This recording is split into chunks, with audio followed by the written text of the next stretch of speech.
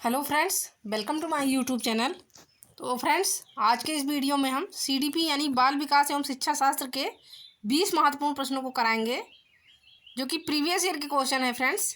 तो देखिएगा फ्रेंड्स, इसमें पहला वाला क्वेश्चन है कि बच्चे की बुद्धि लब्धि 90 से 110 के मध्य है, तो वह बच्चा कैसा है। बच्चे की जो है तो बुद्धि लब्धि जो है आईक्यू लेवल जो है तो ये 90 से लेकर के 110 के मध्य है, तो वह बच्चा इसमें पूछा गया है तो कैसा है। तो देखिए फ्रेंड्स कि वह बच्चा कैसा है, तो वो सामान्य बुद्धि का है, प्रखर बुद्धि का है, उत्कृष्ट बुद्धि का है या प्रतिभाशाली बुद्धि का है। तो जिस बच्चे की बुद्धि लब्धि जो है 90 से लेकर के 110 के मध्य होती है, तो वो बच्चा जो होता है तो सामान्य बुद्धि का होता है। तो सही उत्तर इसका हो जाएगा ऑप्शन नंबर ए।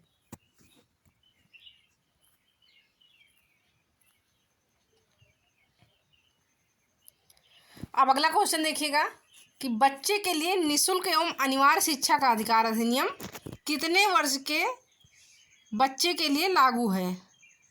बच्चे के लिए इसमें पूछा गया है निःशुल्क एवं अनिवार्य शिक्षा का अधिकार, निःशुल्क और अनिवार्य शिक्षा का अधिकार अधिनियम, तो ये कितने वर्ष के लिए लागू किया गया है या कितने वर्ष के बच्चे के लिए जो है लागू किया गया है।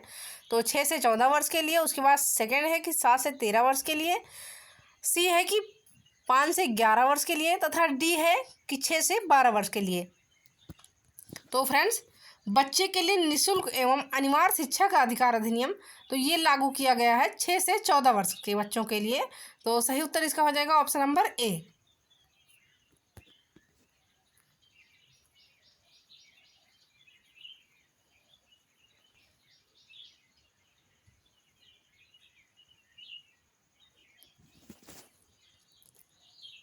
अगला क्वेश्चन देखिएगा कि एक बच्चे की वृद्धि और विकास के अध्ययन की सर्वाधिक अच्छी विधि कौन सी है। एक बच्चे की वृद्धि और विकास के अध्ययन की सर्वाधिक अच्छी विधि कौन सी है। तो फ्रेंड्स देखिएगा कौन सी है सबसे अच्छी विधि पूछा गया है। मनोविश्लेषण विधि है या तुलनात्मक विधि है या विकासीय विधि है या सांख्यिकी विधि है। तो एक बच्चे के लिए, एक बच्चे के वृद्धि और विकास के अध्ययन की सर्वाधिक अच्छी विधि जो है तो वो हो जाएगा विकासीय विधि, यानी ऑप्शन नंबर सी जो है तो इसका राइट आंसर हो जाएगा विकासीय विधि। एक बच्चे की वृद्धि और विकास के अध्ययन के लिए सबसे अच्छी विधि मानी जाती है। तो सही उत्तर इसका हो जाएगा ऑप्शन नंबर सी। अब अगला क्वेश्चन देखिएगा, क्वेश्चन नंबर 4 है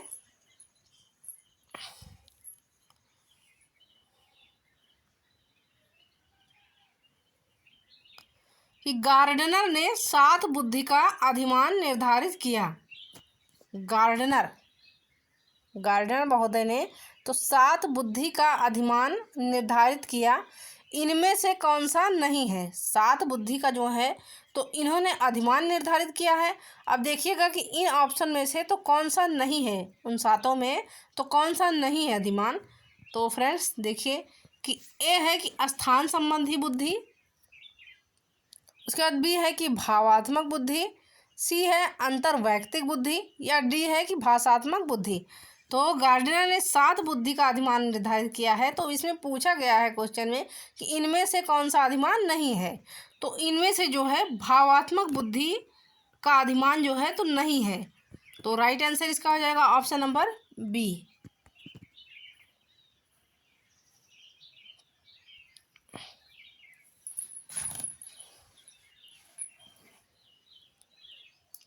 अब अगला क्वेश्चन देखिएगा कि यदि एक बच्चे की मानसिक आयु 5 वर्ष, एक बच्चे की जो है तो मानसिक आयु 5 वर्ष तथा वास्तविक आयु 4 वर्ष है, तो उस बच्चे की बुद्धि लब्धि क्या होगी। एक बच्चा है, उसकी मानसिक आयु जो है तो 5 वर्ष है तथा उसकी वास्तविक आयु तो 4 वर्ष है, तो उस बच्चे की बुद्धि लब्धि पूछा गया है तो क्या होगा। तो फ्रेंड्स ए है 125, बी है 80, सी है 120 तथा डी है 100। तो उस बच्चे की बुद्धि लब्धि पूछा गया है, तो उस बच्चे की बुद्धि लब्धि जो होगी तो वो होगी 125। वो बच्चा जो है तो 125 बुद्धि लब्धि यानी 25 IQ लेवल का बच्चा होगा। तो सही उत्तर इसका हो जाएगा ऑप्शन नंबर ए।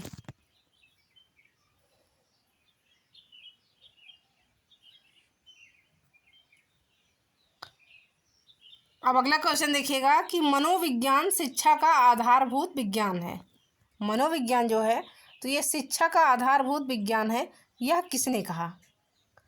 तो BN झा ने कहा है, स्किनर ने कहा है, डेविस ने कहा है या वुडवर्थ ने कहा है?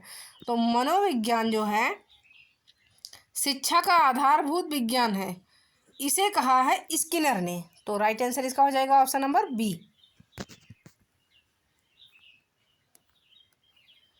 अब अगला क्वेश्चन देखिएगा, क्वेश्चन नंबर 7 है कि हिंदी अक्षरों को बालक किस आयु में पहचानने लगता है?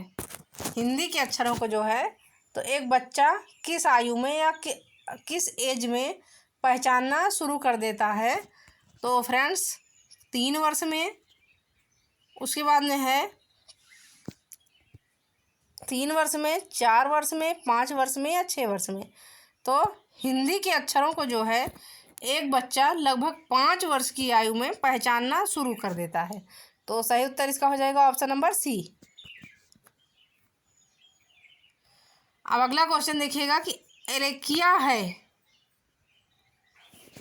एलेकिया इसमें पूछा गया है। देखिएगा एलेकिया नहीं होगा, यह डिसलेक्सिया होगा। डिसलेक्सिया टाइपिंग मिस्टेक है, ये जो है डिसलेक्सिया। तो कैसा विकार है? पढ़ने की अक्षमता, लिखने की अक्षमता, सीखने की अक्षमता या सुनने की अक्षमता? तो डिसलेक्सिया जो है ये पढ़ने की अक्षमता का विकार है, पठन संबंधी विकार होता है, तो उसे हम डिसलेक्सिया कहते हैं। तो सही उत्तर इसका हो जाएगा ऑप्शन नंबर ए।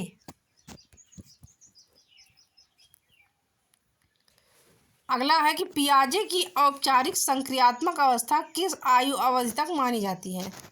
पियाजे की जो है औपचारिक संक्रियात्मक अवस्था इसमें पूछा गया है, तो किस आयु अवधि तक मानी जाती है? तो 0 से 2 वर्ष तक, उसके बाद 2 से 7 वर्ष तक, सी है 7 से 11 वर्ष तक, तथा डी है कि 11 से 15 वर्ष तक। तो पियाजे की जो है औपचारिक संक्रियात्मक अवस्था ये मानी जाती है 11 से लेकर 15 वर्ष तक। अब अगला क्वेश्चन देखिएगा कि गर्भ में बालक को विकसित होने में कितने दिन लगते हैं? गर्भ में बच्चे को जो है तो विकसित होने में कितने दिन का समय लगता है? तो देखिए फ्रेंड्स कि 150 दिन का, बी है 280 दिन का, सी है 390 दिन का या डी है 460 दिन का। तो गर्भ में बच्चे को विकसित होने में जो है लगभग 280 दिन का समय लगता है। तो सही उत्तर इसका हो जाएगा ऑप्शन नंबर बी। अगला है कि किस मनोवैज्ञानिक ने अपने 3 वर्षीय पुत्र का अध्ययन किया है? किस मनोवैज्ञानिक ने जो है तो अपने 3 वर्षीय पुत्र का अध्ययन किया है? तो ए है पेस्टोलॉजी, अब देखिएगा बी वाला है वाटसन, सी है स्टेनलेहाल तथा डी है जेम्स सल्ली। तो इसमें पूछा क्या गया है कि किस मनोवैज्ञानिक ने अपने 3 वर्षीय पुत्र का अध्ययन किया है? तो पेस्टोलॉजी ने जो है अपने 3 वर्षीय पुत्र का अध्ययन किया है। तो राइट आंसर इसका हो जाएगा ऑप्शन नंबर ए, पेस्टोलॉजी।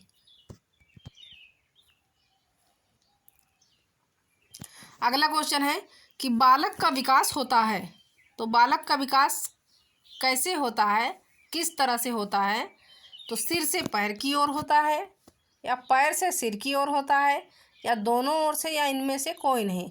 तो बालक का विकास जो होता है तो ये सिर से पैर की ओर होता है। तो सही उत्तर इसका हो जाएगा ऑप्शन नंबर ए, सिर से पैर की ओर। अब अगला क्वेश्चन देखिएगा कि विकास के संबंध में गलत कथन है, तो विकास के संबंध में गलत कथन क्या है? ए है विशिष्ट से सामान्य की ओर, बी है सार्वभौमिक प्रक्रिया है, सी है दिशा सिर से पैर की ओर तथा डी है कि वर्तुलाकार गति। तो विकास के संबंध में इसमें गलत कथन पूछा गया है, क्या है? तो जो है विशिष्ट से सामान्य की ओर। गलत कथन जो हो जाएगा तो ये हो जाएगा विशिष्ट से सामान्य की ओर। तो सही उत्तर इसका हो जाएगा ऑप्शन नंबर ए। अगला है कि गर्भधान काल की अवस्था नहीं है। तो गर्भधान काल की अवस्था क्या नहीं है? शैशवावस्था, डिंब, बीजकरण या भ्रूणावस्था। तो फ्रेंड्स गर्भधान काल की अवस्था जो है तो ये शैशवावस्था नहीं है। तो सही उत्तर इसका हो जाएगा ऑप्शन नंबर ए। अगला है कि मानव जीवन की मनोभौतिक एकता कहलाती है। मानव जीवन की मनोभौतिक एकता क्या कहलाती है? तो मन तथा शरीर का विकास, उसके बाद बी है कि शरीर तथा हड्डियों का विकास, शरीर तथा हृदय का विकास, और डी है कि आत्मा तथा मांसपेशियों का विकास। तो क्या पूछा गया है क्वेश्चन में कि मानव जीवन की मनोभौतिक एकता कहलाती है। तो मानव जीवन की मनोभौतिक एकता कहलाती है मन तथा शरीर का विकास। तो सही उत्तर इसका हो जाएगा ऑप्शन नंबर ए। अब नेक्स्ट क्वेश्चन देखिएगा कि गर्भ में सर्वप्रथम निर्माण होता है। तो गर्भ में सर्वप्रथम किसका निर्माण होता है? देखिए फ्रेंड, पैर का होता है या सिर का होता है या धड़ का होता है या सभी का होता है? तो गर्भ में जो है सर्वप्रथम निर्माण जो होता है तो ये होता है सिर का। तो सही उत्तर इसका हो जाएगा ऑप्शन नंबर बी।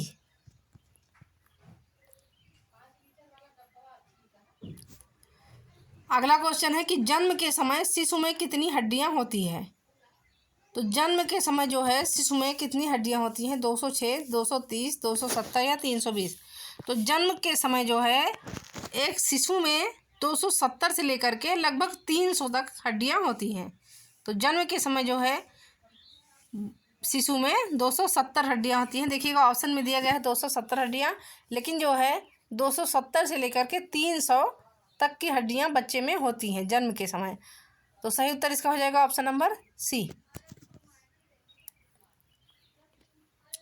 अगला है कि बालक अपनी माँ को पहचानना प्रारंभ कर देता है। तो देखिएगा कितने माह की आयु में एक बालक अपनी माँ को पहचानना प्रारंभ कर देता है? 6 माह की, 8 माह की, 9 माह की या 3 माह की? तो बालक जो है अपनी माँ को 3 माह की आयु में पहचानना शुरू कर देता है। 3 महीने का बच्चा जो होता है तो अपनी माँ को पहचानना शुरू कर देता है। सबसे पहले बच्चा जो है तो अपनी माँ को ही पहचानना शुरू करता है। तो सही उत्तर इसका हो जाएगा ऑप्शन नंबर डी। अगला है कि बालक के जन्म के समय शिशु के मस्तिष्क का भार होता है। तो बालक के जन्म के समय शिशु के मस्तिष्क का भार कितना होता है? 300 ग्राम होता है, 350 ग्राम होता है, 400 ग्राम होता है, 450 ग्राम होता है।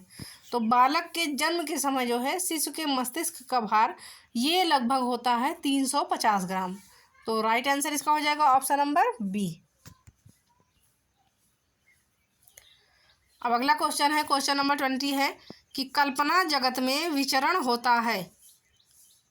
तो कल्पना जगत में विचरण होता है किस आयु के बच्चे का होता है? कल्पना जगत में विचरण शैशवावस्था में होता है, किशोरावस्था में होता है, बाल्यावस्था में होता है या शैशवावस्था व किशोरावस्था में होता है? तो कल्पना जगत में विचरण जो ये होता है तो ये होता है शैशवावस्था व किशोरावस्था में। तो सही उत्तर इसका हो जाएगा ऑप्शन नंबर डी।